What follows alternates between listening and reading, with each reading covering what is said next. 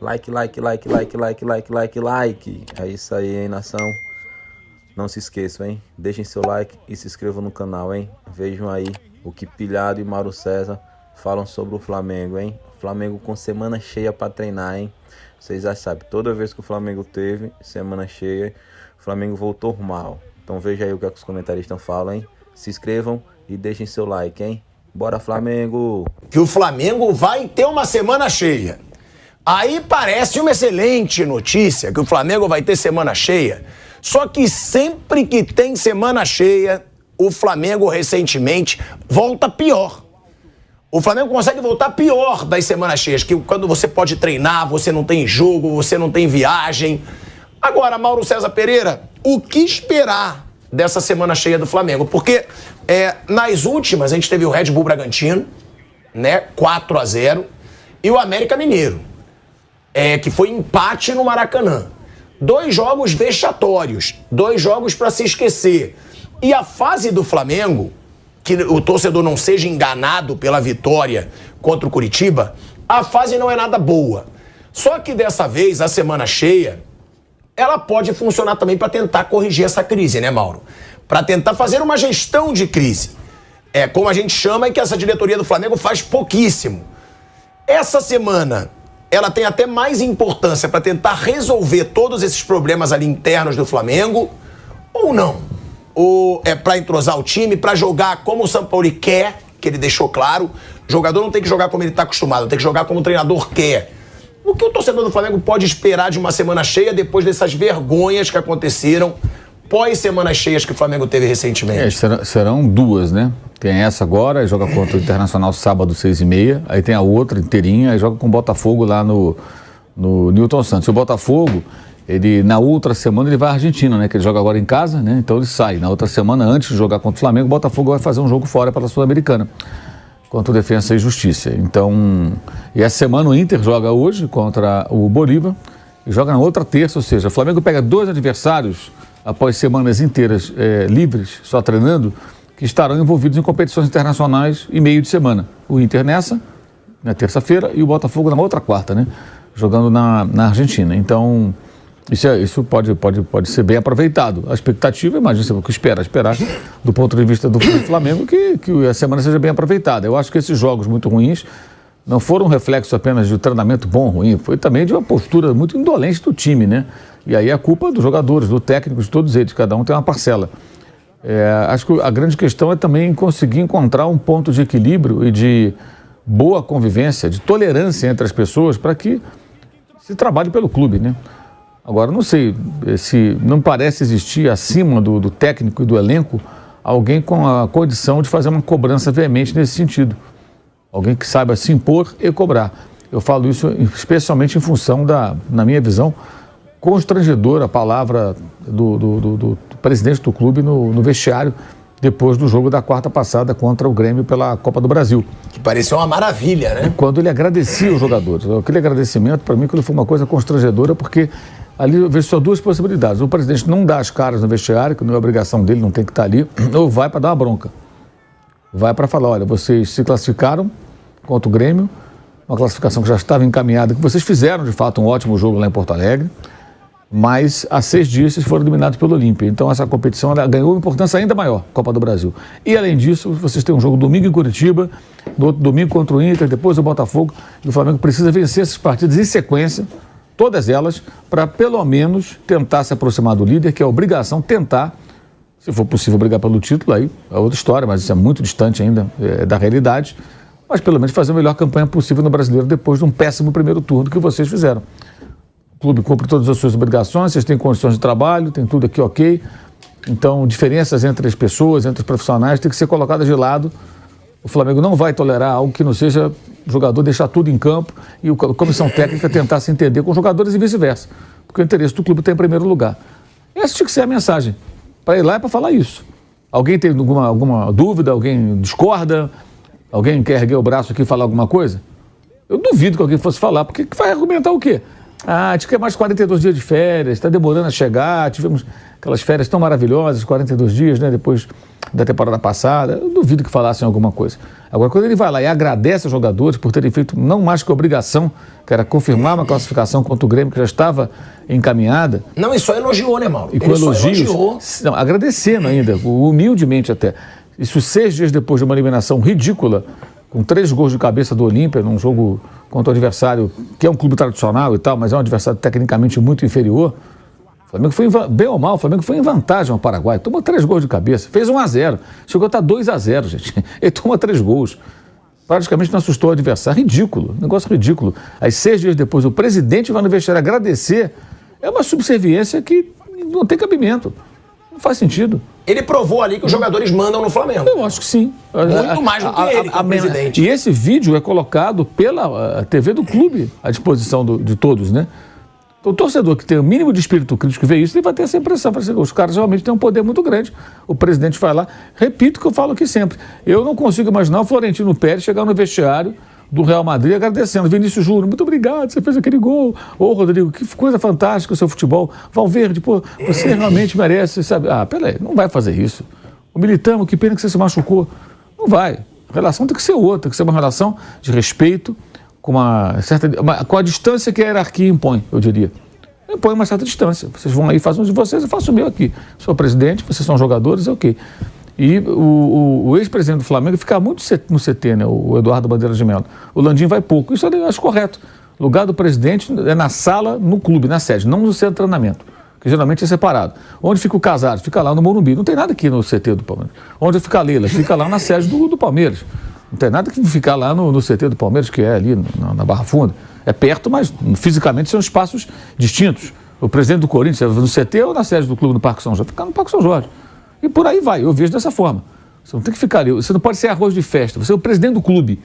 O vice-futebol não, diretor de futebol, eles têm que habitar ali o centro de treinamento. O presidente tem que aparecer em momentos especiais. Como eu falei, é para elogiar, quando realmente merece o elogio, prometer um prêmio, né, sortear uma televisão de 89 mil polegadas, fazer uma festa, quando tá tudo bem. Ou então, esporro. Vai para dar bronca mesmo, para mostrar, cara. E no caso do Flamengo, o elenco... Ué, como aconteceu, né? Real Madrid, pode esperar. A última já virou chacota. O Marcos Braz puxou no vestiário. O elenco e a comissão técnica merecem ser cobrados. Cobrança profissional. O São Paulo tem que ser cobrado. São Paulo, o que está acontecendo? Por que você não se entende com o jogador? Você não consegue ter jogo de cintura para... Pô, você tem um elenco bom nas mãos. O melhor elenco que você já teve no futebol brasileiro é esse. Mas nem tudo pode ser como você quer. Ele tem que ter... A questão do Pedro foi ridícula. Ele não conversar com o Pedro durante todos aqueles dias. E será que ninguém foi cobrar isso dele? Ninguém. Isso o presidente poderia fazer. Se o vice-futebol não faz, ele poderia fazer. Ô Sampaoli, dá uma ligada pro cara. Você conversou com o Pedro? Não abri com o Pedro. Você precisa falar com o Pedro, cara. O cara tomou uma porrada na cara. Quem deu a porrada foi o cara que você trouxe pro clube. A gente já mandou o cara pro espaço. Agora resolve e se aproxima do cara. Conta o jogador importante, artilheiro da Libertadores, rei da América, essa coisa. A gente tem que ter esse cara em forma, jogando bem. Você tem que fazer esse trabalho. Não é só escalar o time e treinar taticamente. O técnico é um gestor. Ele tem que ter essa capacidade. Agora, entra também outra questão. O São Paulo é assim, não é novidade. Por que contrataram? Sabendo que o elenco é esse elenco tão mimado. E ali eles foram realmente paparicados. Eu, sinceramente, acho que aquele vídeo, eu acho que ele diz tudo. Ele confirma todas as informações de bastidores que vários colegas também trazem sobre essa relação de poder que o elenco tem com tudo no clube. O elenco tem um poder assim imenso. É por isso que eu falo sempre, não adianta gritar, fora Landim, não vai sair. É bobagem, tá gastando a garganta à toa, amigão. Vale como protesto, para mostrar a sua insatisfação, mas fora ele não vai sair. O mandato vai até o final... Nem o Braz, porque ele já não vai sair, o Braz. Não vai tirar. Então, o que deveria... O torcedor pode cobrar? Já que vocês estão aí, façam direito. Por exemplo, esse vídeo, ele dá motivos para o torcedor protestar. Por que foi lá agradecer os jogadores? Né? Por que foi lá? Ô Marcos Braz, por que você não vai lá e conversa com o Sampaoli, não cobra dele, que ele consiga ter um bom trânsito com os atletas? Na verdade, o que o São Paulo está fazendo, me parece, aí é muito mais uma observação do que uma informação, é buscar aproximação com algumas lideranças do elenco. Por isso que o Gabigol é sempre titular, o Felipe Luiz voltou agora a jogar sempre, o Gerson não, um jogador que ele sempre gostou, mas não sai do time. O Thiago Maia joga mal, mas volta sempre pro time de alguma maneira, está no segundo tempo, começa jogando. Tem algumas peças ali que me parece que ele quer ter uma boa relação. E outros, não. Rodrigo Caio nunca tem nenhuma oportunidade, nenhumazinha, nem jogar 5 minutos. O Pedro entra na roubada faltando 10 minutos. É estranho isso. Porque com alguns jogadores ele tem uma tolerância, uma paciência maior. O Felipe Luiz, jogo muito ruim em Minas contra o Galo, jogo horroroso contra o Olímpia. Domingo titular de novo, continuou sendo titular e foi titular domingo. E foi mal de novo. De novo, o pênalti foi em cima dele. Ou ele monta um sistema de jogo que privilegia o Felipe Luiz para que ele tenha uma proteção, que ele fala que não tem saída de bola melhor e tal, cadencia o jogo, concordo. Com a bola no pé ele ainda é muito bom, ele consegue, mas ele defensivamente, então ele muda de posição, ou cria um sistema que o proteja. Ele não gostou mais do Ayrton Lucas por causa daquele jogo do Cuiabá, mano? Não sei, daquele jogo em diante, parece que ficou pior para o Ayrton Lucas, né? Ele deu uma declaração, né? Pode ser que tenha ficado chateado, que ele falou, eu não tava mal fisicamente, não.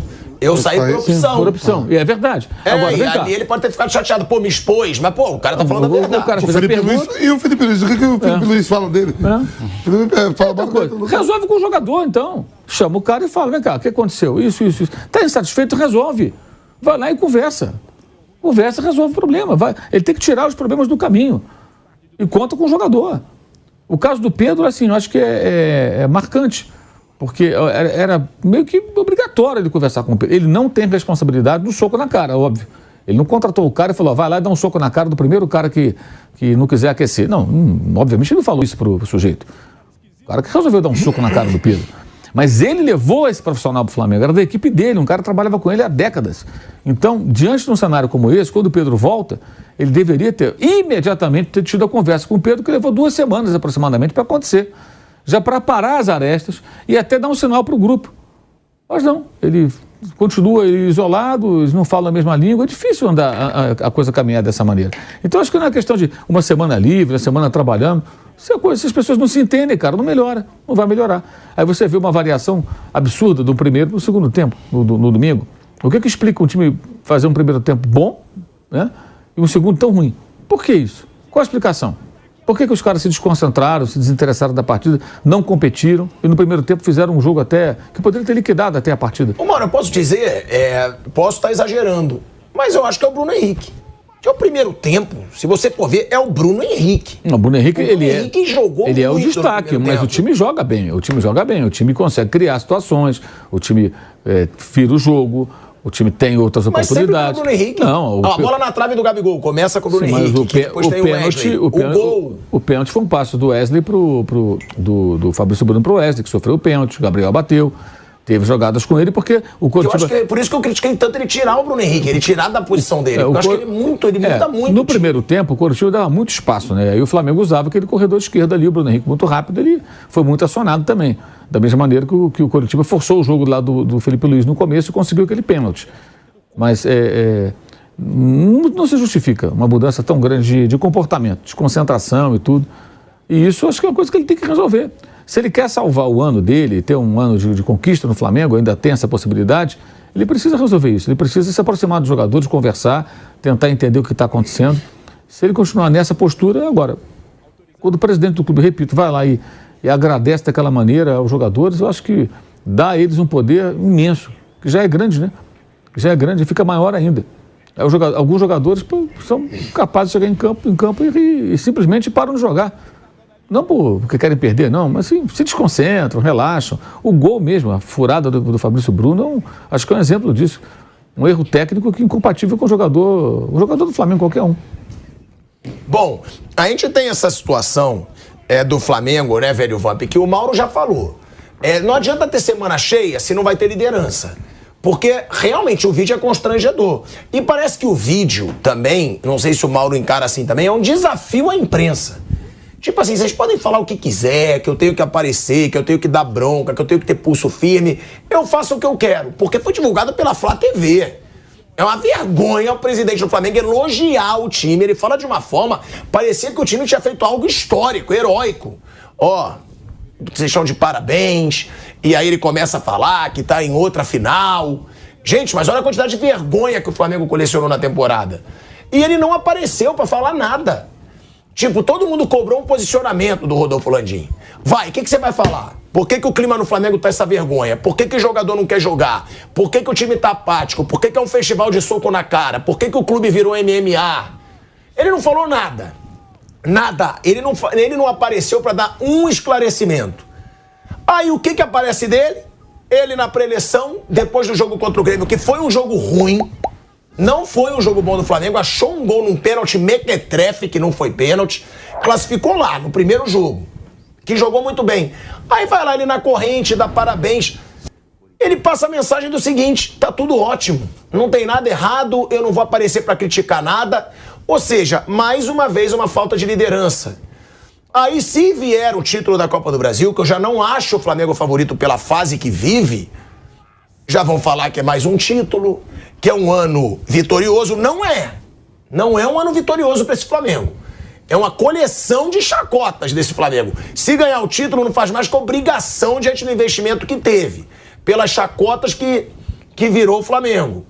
Agora, não dá pra esperar. A gente está falando aqui que vão ter 3 semanas cheias. 3 semanas cheias antes da final contra o São Paulo. 3. Eu não consigo esperar um Flamengo diferente se o clima não mudar, Vamp. Não adianta treinar e o time continuar sem jogar pro treinador. Assim, né, Tico? Você pega a temporada 2022, o Flamengo termina ali sendo campeão da Copa do Brasil e campeão da Libertadores, né? Aí vem Copa do Mundo, tem tudo. E aí tem a programação para 2023. Você tem, a princípio, sonho todo mundo, né? A galera dos Alvos de Ouro, todo mundo quer ir pro Mundial, né? O Mundial, você não consegue ir à final do Mundial.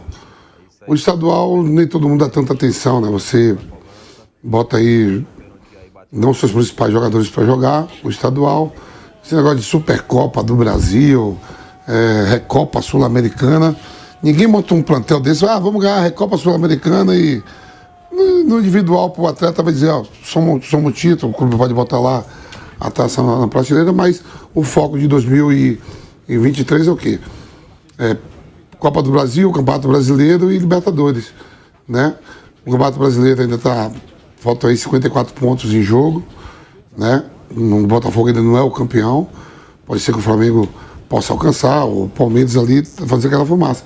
Mas é uma decepção você ser eliminado pelo Olímpia mesmo. Você monta um plantel desse... Decepção não, é vergonha mesmo. Mas falar assim, decepção, né? E dos 3, se você falar assim, dos 3, qual você prefere para não dizer que a temporada foi ruim? Você ser campeão nacional na temporada não é ruim.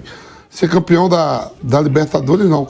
Para alguns times, ganhar a Copa do Brasil, para alguns times, por exemplo, é uma galinha do ovo de ouro pro São Paulo. Mas para o Flamengo, quando você falou, o Flamengo não é montado esse plantel, não se traz contratações para dizer que é para ganhar a Copa do Brasil, não, é para ganhar também.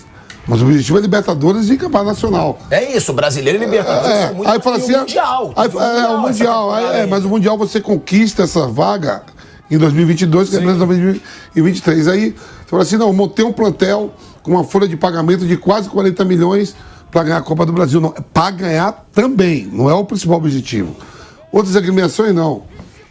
O Corinthians no momento que vive, São Paulo, Atlético Mineiro, Inter de Porto Alegre, é um título, pô. Mas pro Flamengo não. Se terminar a temporada sendo campeão da Copa do Brasil, lógico, te leva a Libertadores, como o 5º, 6º lugar também no Campeonato Nacional levam. Vai somar mais um título? O clube vai, mas dizer que o objetivo maior não era ganhar a Copa do Brasil, era para ganhar também. Né? E já está de fora da Libertadores. E agora tem que olhar para o Campeonato Nacional nessa sequência aí, nesses 5 jogos, para ver como é que o Botafogo vai se portar e o Flamengo também. Senão a temporada vai pegar um São Paulo, né, que já conhece bem o Flamengo em outras ocasiões, e dizer, terminamos a temporada muito bem. Pô, tá muito caro, pô. E não é para o Brasil não, para a América do Sul.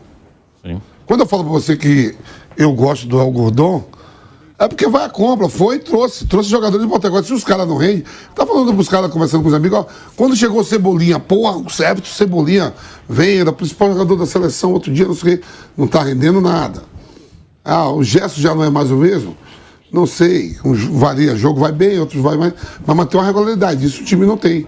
E aí a diretoria tem que cobrar. Pô, como é que pode o São Paulo pega um ativo do clube, um patrimônio do clube, tem a confusão e vai conversar 20 dias depois, convivendo todo dia, chega todo dia de manhã, viaja, tá no hotel, tá no seu treinamento e não conversa.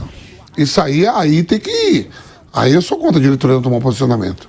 O Vampeta, o que ele falou é verdade. Assim, em relação à Copa do Brasil, tem até uma coisa curiosa, que ela ganha um peso muito grande quando ela está sendo disputada, e depois que acaba, que um time é campeão, ele às vezes o título não tem o mesmo peso que ele teve naquele momento que está sendo jogado. Às vezes você tira jogador do brasileiro para jogar a Copa do Brasil, você ganha a Copa do Brasil e fica... é um título, é o terceiro título possível. E aí depende muito do cenário de cada time. Realmente, para o São Paulo, hoje seria um título histórico, assim, para o momento agora, né? Não para a história inteira, mas é um título que pode mudar o São Paulo nos próximos anos. Tem essa capacidade de mexer muito com o São Paulo. Com o Flamengo, realmente ganhando a Copa do Brasil, sem Libertadores já foi, o brasileiro, se não ganhar o brasileiro, vai ficar um ano... pelo menos teve a Copa do Brasil, mas não foi o que a gente queria. E isso o Flamengo começa... primeiro, o Flamengo tem que saber o que ele quer. A decisão no Maracanã ainda, hein, Bruno? Sim, pode ter vai ter a final no Maracanã. O Fluminense ainda pode jogar no Maracanã a final, né, dos times do Rio de Janeiro. Então o Flamengo ele tem que primeiro saber o que ele quer. Mais uma vez, né, para 2024, é o Sampaoli, não é? Se não for o Sampaoli, o que a gente quer? Não sair contratando por rótulo, por momento, por pressão. O Flamengo, ele começa o ano já tumultuado, ele faz uma troca de técnico, aí acho que não é nem a discussão se foi certo ou errado, mas ele escolheu não renovar com o Dorival, trazer Vitor Pereira. E ele já começa o ano tumultuado. Eu diria que o Vitor Pereira, ele caiu na derrota para o Al-Hilal, que ali qualquer coisa que acontecesse seria minimizada, porque ali já chegou-se à conclusão, e ali, sei lá, acho que era o 4º ou 5º jogo do técnico, não serve, perdeu para o Al-Hilal, não serve. Aí, esses torneios que eu concordo com o Vampeta, acho que às vezes também dão muita importância para a Supercopa, Recopa, isso aí é quase uma pré-temporada, mas quando você tem um resultado ruim e depois não tem também nessas competições, acaba acumulando. Então, o técnico que o Flamengo escolheu para 2023, ele nem chegou a dirigir o time no Campeonato Brasileiro, dirigiu o time em um jogo da Libertadores. Então, ele dirigiu o time nas competições que não tinham grande importância. Isso é uma falha ali no planejamento. Foi esse que você escolheu? O cara caiu antes de começarem os campeonatos para valer mesmo. Então, para 2024, o Flamengo tem que saber pelo menos o que fazer, o que quer. E não, na primeira momento ruim, já trocar tudo, começa tudo de novo, que o Flamengo tem feito isso todo ano. Salve, salve, nação! Isso aí foi mais um vídeo para vocês. Tomara que vocês tenham gostado, tá? Não se esqueçam, hein? Deixem seu like, se inscrevam no canal, comentem, ativem o sininho. É isso aí, Flamengo!